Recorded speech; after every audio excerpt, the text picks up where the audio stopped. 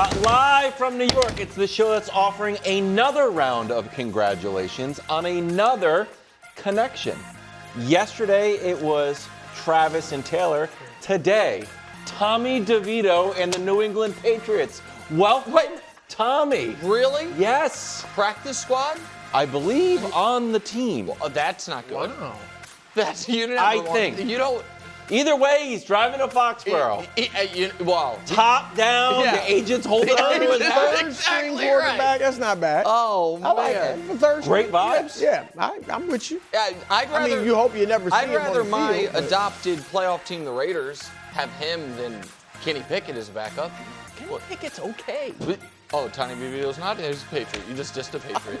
You just see it. Oh, bam. We start with Rashee Rice's suspension, 6 games.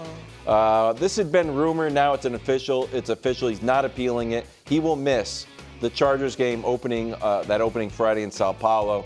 Super Bowl rematch against the Eagles. Frisky, aura-filled Giants game. Ravens. They're all hard. It's just a disaster. Jacksonville. And the Lions. Now, I was upstairs. I said, these are 3 huge games. No, that's not what you said. You said 3 of your 4 biggest games of the 3 year. of it, yeah. Which I viewed, Brew, as the Bills, the Lions, the Super Bowl rematch, and Lamar and the Ravens. Yeah. And then here was Nick's division response. games, obviously. Thank you, Brew. Listen, so all right, before I respond to Wild's incorrect take from earlier that we will address here, and Wild's get very mad at me, I did check in on the tinfoil hat crew to see how this fits into the Chiefs conspiracy. Because remember, they were delaying it because no one's going to watch now. Like, Rasheed's out. And listen, you guys have joked. You guys weren't joking, but I'm going to take it as joking because it hurt my feelings that I am pestering people like Micah Parsons and they're leaving me on red. I knew that were your feelings. I was like, as soon as I said it, like, ooh. It has been months. Because it was not, because it was just not true. It represents me. I mean, of course you don't think it's true. The way you laughed, I didn't like it. However, I will tell you someone who I bet wishes didn't give me their number. And that is Florio, who tweeted, he's like, you have my number, text me instead of tweet about me. So I'm like, no problem, buddy. So I text him today, and he responded nicely, I don't have to get into it, about hey, so like, is it still a vast conspiracy to help YouTube TV by making sure Rashee Rice is playing? That was always done, but like most conspiracies, the moment they're disproven, you moved on to the next one. Right. Now, I preferred he be suspended later. Brew made a compelling case. He thought it was better for the Chiefs that it happened now. I actually think the Chiefs as a whole agreed more with Brew than with me.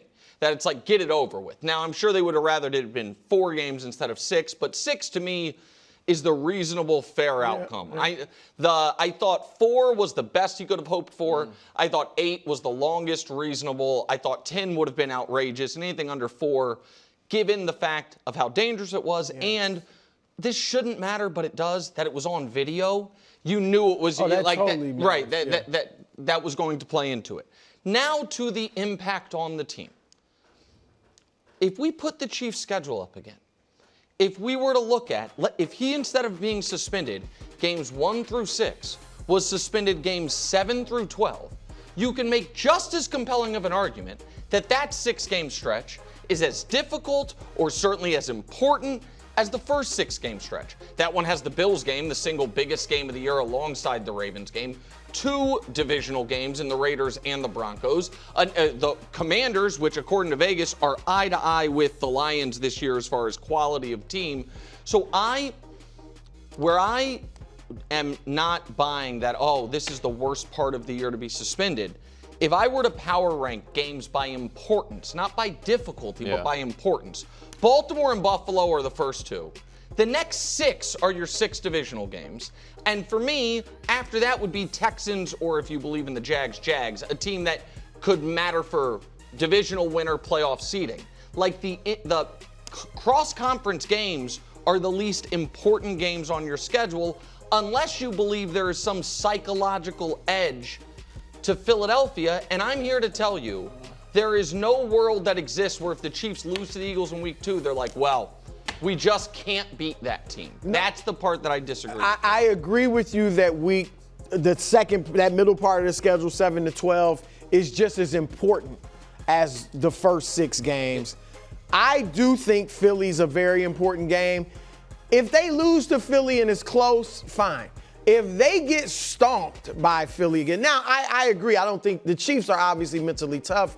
I don't think they'll throw in the towel and feel like we got no chance of winning the Super Bowl. But I do think that would matter. If they got beat 33-14 or something like that. Can I ask you this, and then I'll let you go? If they get beat by 20 without Rashee Rice, do we think, well, they would if we're talking about them getting blown out, that to me is Rashee Rice independent. You know what I mean? Like, I don't think the Super Bowl would have gone different had they, you know what I mean? Yeah, I was taking Rashee out of that. I'm just saying in general, they don't have to necessarily beat the Eagles, although it'd be great for them.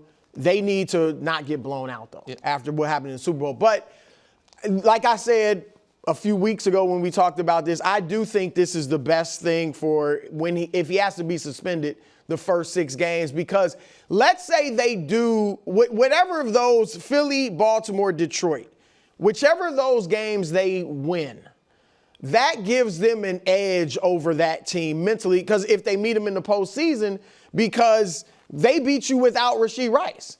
And and him coming back will just make the Chiefs even better. If they lose, whichever of those teams they may lose to, the other team, if they meet in the postseason, has to deal with Rashee coming back, a better version of the Chiefs. They will not have faced him, so, it'll be different for him. So, and then mentally, if they beat any of those teams without Rashee, now you really have a mental advantage over them, because we beat you without our best receiver. When he's back, you really are in trouble. So I think it's good for him. You think it's good for him? No, I mean, if he's going to be suspended, I thought the first 6. He wanted it early. I knew he was getting suspended, and 6 is fair. I mean, 8 would have been justifiable, but 6 is fine. That's the thing. Like, first of all, I just want to establish, I am a Chiefs fan. No, you're not. And it's a two-way street. I love the Chiefs, and I'm beloved in Kansas City. It's neither of those things are true. That being said, here we go. I don't like this at all. The Chargers game, I'm not willing to just say, oh, that's an easy win. It's in Sao Paulo, and now you don't have your number 1 wide receiver. I don't like it right off the bat. Best scoring defense in the league. I just don't like it. Go ahead. I'll let you keep going. And then you got a Super Bowl rematch that I do think there is some sort of psychological something there. You won the Super Bowl, you lost in Arrowhead, you got embarrassed, and I know the only reason I think it's a psychological thing for the Chiefs is when Sirianni pulled the starters and Jalen's hanging out, Mahomes is still there. They didn't want to get blown out. So, if they get blown out, I agree. So you're scoring touchdowns with 2 minutes left. The game, but there's something there that they didn't want it to be as ugly as it was. They didn't want to be blown out in the Super Bowl. I agree. I think that's definitely true. But they still did, but it felt, I don't know, I felt like there was... It's the Super Bowl, bro. Nobody pulls their starters in the Super Bowl ever. That's Nick Sirianni did. No trailing team. You would admit, though, if the Chiefs get blown out by the Eagles... so here's what I think. It says a lot.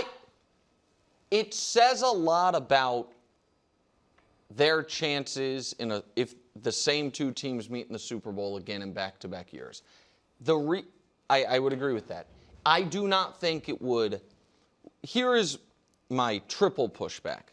Last year, the Chiefs played the Niners before the Niners were ravaged by, before their season was over. Annihilated them after having beaten them in a Super Bowl, beaten them the year before in the regular season, beaten them in another Super Bowl, and nobody on this show said, well, the Niners seas's over. They didn't crush the Niners in the Super Bowl. No, but correct. They crushed them. They crushed them in the regular season. I also think we are just not being honest about how the Chiefs are wired and the Chiefs are built. If we think there is any result that can happen in the regular season that is going to make them feel like they're the underdogs ever. No, but if you're 0-2, right? If you're right away, you're 0-2. You're talking. I'm just talking. Right. I'm just talking. We do this. With respect, we do this every year with the Chiefs. We talk about how they could lose all these games every year because they always have a hard schedule to start the season, and their worst start is 3-1. They did lose to Detroit that year. They did. And then they reeled off victories. Last year, they played terribly the first 6 weeks, which is why they were only 6-0 through 6 weeks. They also played you're talking about the Charger game. Rashee Rice got his knee blown out at the beginning of the Charger game. They beat him. Then, you know what I mean? Then they went and beat him again. Element of just like the neutral field. But so doesn't that, to me, that is, and this is some of my frustration with some of the commentary surrounding the defining dynasty of this decade. You're right. It is weird to play a game in Brazil. I would imagine that will impact a Charger team more than the Chiefs team. I think that don't know if that's true. Why? Because I think if you're the overmatched team benefits from unique circumstances. Like if there's going to be an upset, it's like, ooh, the London game. I don't know how that's going to play out. But then I guess here's because it feels to me like a lot of times with like teams at this caliber, we set the stakes as to how they can lose. When they win, we act like it didn't mean anything. So like, are you now of the belief that if you are definitely, without a doubt, picking on Friday the Eagles to win the Super Bowl? No one knows that. If the Chiefs, who you think could start 0-2, if the Chiefs start 2-0 by winning this weird, tough Sao Paulo game without Rashee Rice, and then beats Philly, are you going to come out here Monday and say the Chiefs are the best team in football? I've always said I'm beloved in Kansas City and I love the Chiefs. I I literally started the segment like that. I literally started by saying I love the Chiefs. I will say this. Look, I think Rashee is their best receiver. I think he's a Pro Bowl caliber receiver, all that.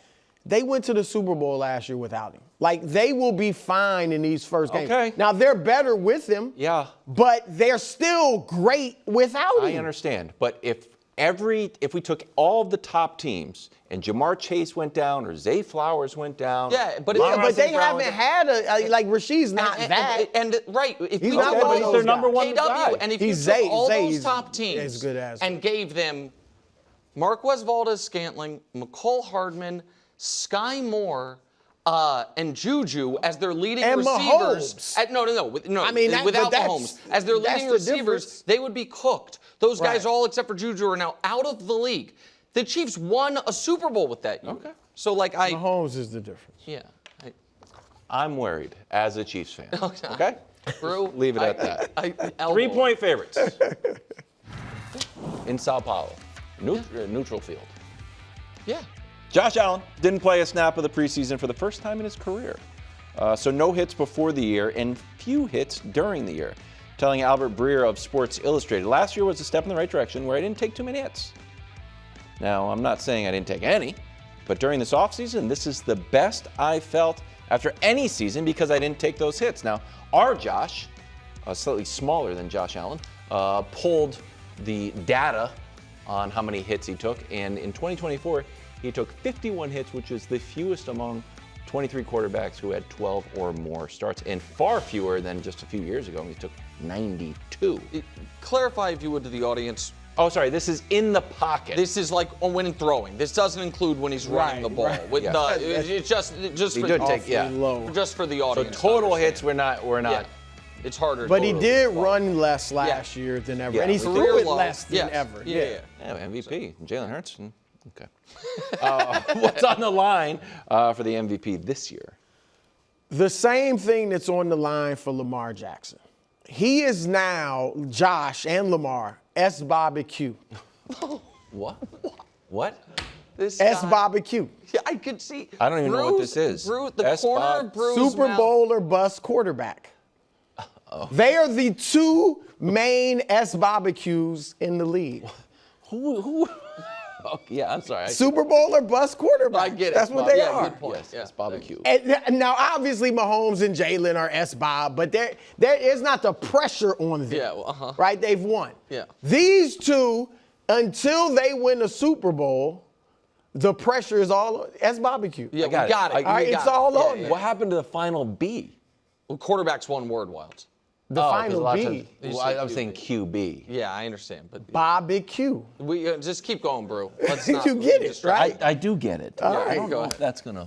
No, I'm not. I'm just He's saying. not trying to be funny. I'm not trying to be funny. Oh, That's yeah. a fact. Yeah. They're Gotcha. S.B.o.B.Q. Yeah. Super Bowl or bust quarterbacks. Yes. Go ahead. It just makes total sense. It does now that I hear it. All right, get it? Yeah. Now, the fact is, every year until they win a Super Bowl, the pressure is going to be on. And nothing, Deion Dawkins, God bless him, he's trying to lower the pressure on the team, on Josh. But there is no way Lamar or Josh can be satisfied without, I guess, if getting to the Super Bowl is another step in the right direction. But Lamar especially has to win. He's the only two-time MVP who hasn't won a championship. And Josh has to win a Super Bowl. Well, yeah. Like, they both have to win a Super Bowl. Maybe it'll be next year. Maybe it'll be the year after. History says one of them's they're both. You would think both of them will win one at some point. Yep. And we're getting, further along in their careers. I look at it a little earlier in the postseason than you do. He cannot lose to Patrick again. He can't. And so I think that, the quarterback who has owned another quarterback list in the playoffs, that the Patrick over Josh is in the pole position. We can put it up there, 4-0. Here's the thing, man.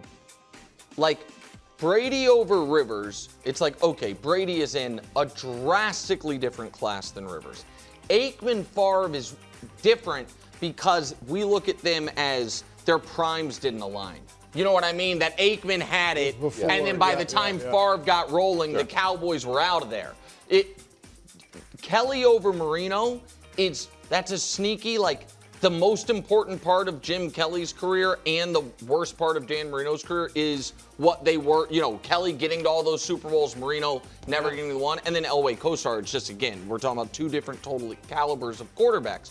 4 times in the playoffs is wild. This is early. They still got long careers left, too. Tom only beat Peyton twice ever in the playoffs. I say that, people think it's not true. Tom Brady beat Peyton Manning 2 times ever in the playoffs. It feels like he owned him. You know why? Because he won the first 2. Peyton actually has a winning record against Brady in the playoffs. It's 3-2 Peyton. But those 3 took, over a decade. Once he was in Denver, 2 of those wins. Brady was immediate.